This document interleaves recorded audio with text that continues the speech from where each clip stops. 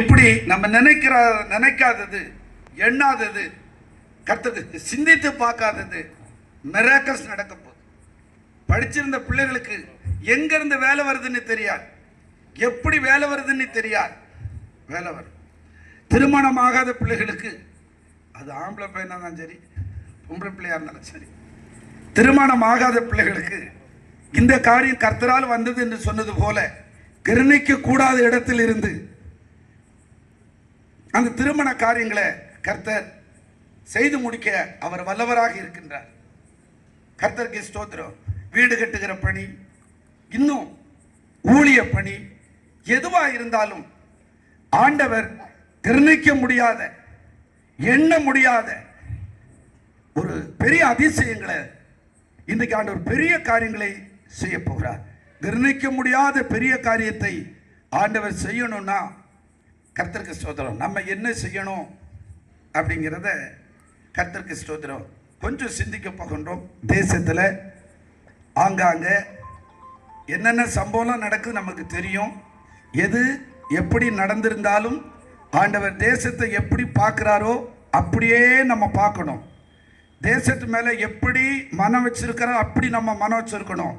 தேசத்தை என்ன நினைக்கிறாரு, தேசவாசிகளை என்ன நினைக்கிறாரு, சபையை ஆண்டவர் என்ன நினைக்கிறாரு, தேவனுடைய மனுஷன் மெய்ப்பரை ஆண்டவர் என்ன நினைக்கிறாரு, நம்மளை குறித்து ஆண்டவர் என்ன நினைக்கிறாரு.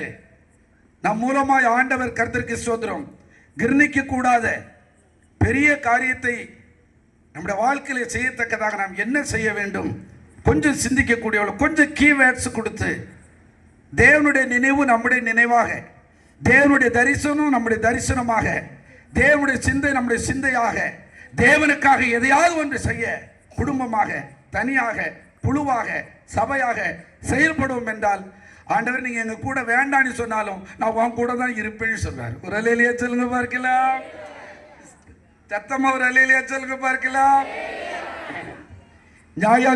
ஓசியா தீர்க்கதரிசி புஸ்தகம் 4ஆம் அதிகாரம் 1 நீங்க 3 வசனத்தை நீங்க வாசிக்கும் போது வாசிங்களேன்.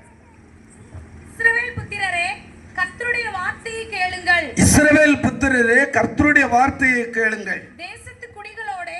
தேசத்தின் குடிகளோடு கர்த்தருக்கு வழக்கு இருக்கிறது. கர்த்தருக்கு வழக்கு இருக்கிறது.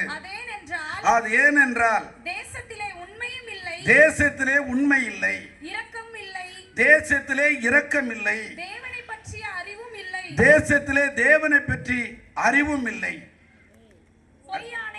பொய் ஆணையிட்டு பொய் சொல்லி கொலை செய்து திருடி விபச்சாரம் பண்ணி மிஞ்சி போகிறார்கள். இரத்த பழிகளோடு சேருகிறது. இது நிமித்தம் தேசம் புலம்பும். அதில் குடியிருக்கிற அனைவரோடு கூட மிருக ஜீவன்களும் ஆகாயத்து பறவைகளும் தோய்ந்து போகும். கடலின் மச்சங்களும் வாரி கொள்ளப்படும்.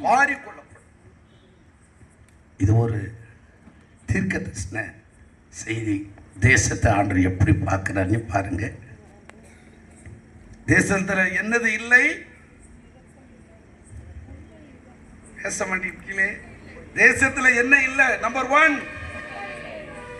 Number 2, number 3, number 4, number 5. ஆண்டவர் நம்மிடத்துல என்ன எதிர்பார்க்கிறார்? நம்ம இடத்துல இப்ப என்ன எதிர்பார்க்கிறார்? தேசம் எப்படி இருக்குது, தேசவாசிகள் எப்படி இருக்கிறாங்க, நம்ம எப்படி இருக்கணும்? கர்த்தருக்கு ஸ்தோத்திரம். அவங்களுக்கு நம்ம ஒரு முன்மாதிரியாக இருக்கணும், அவங்களுக்கு ஒரு எடுத்துக்காட்டாக இருக்கணும். அப்படின்னா கர்த்தருக்கு ஸ்தோத்திரம். மல்லியா தீர்க்கதரிசி புஸ்தகம் 4ஆம் அதிகாரம் நீங்க 2ஆம் வசனத்தை நீங்க வாசிக்கும் போது, என் நாமத்துக்கு பயப்படுகின்ற உங்கள் மேல் நீதியின் சூரியன் உதிக்கும்.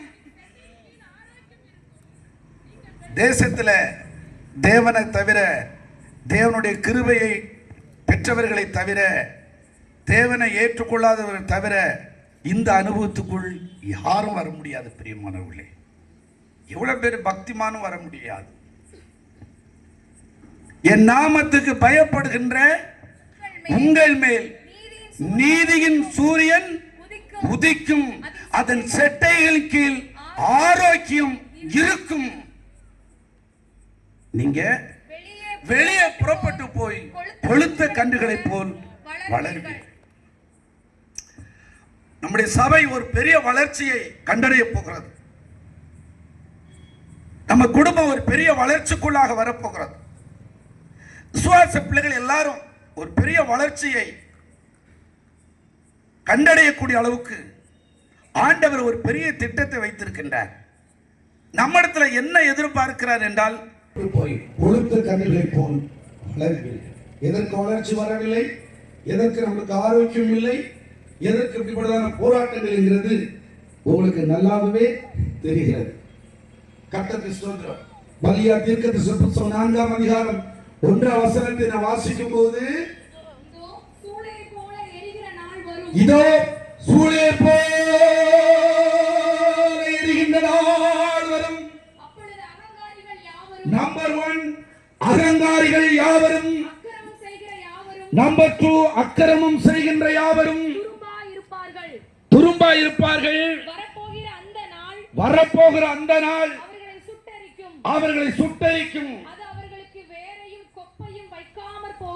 அது அவர்களுக்கு வேரையும் கொப்பையும் வைக்காமல் போகும்.